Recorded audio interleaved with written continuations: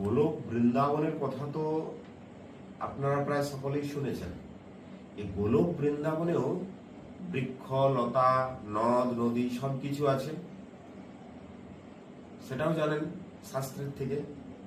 তো সেই গোলক বৃন্দাবনে একটা বিশেষ বৃক্ষ ছিল, যে বৃক্ষটা আমাদের ভক্তি বিনোদ ঠাকুর মহাশয় তিনি এই জগতে নিয়ে এসেছিলেন এবং উপহার দিয়েছেন আমাদেরকে।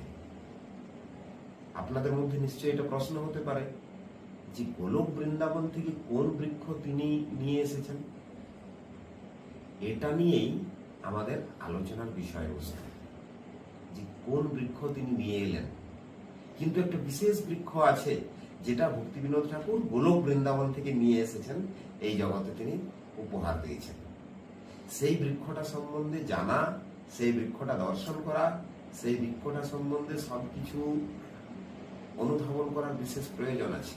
কারণ এই জগতের জন্য ঠিক যেরকম কৃষ্ণ দেবরাজ ইন্দ্রের সঙ্গে যুদ্ধ করে স্বর্গের থেকে পারিজাত বৃক্ষ নিয়ে এসে সত্যভামা দেবীকে উপহার দিয়েছিলেন, ভক্তি বিনোদ ঠাকুর মহাশয় গোলক বৃন্দাবন থেকে একটা বিশেষ বৃক্ষ নিয়ে এসে জগতের জন্য উপহার দিয়েছিলেন।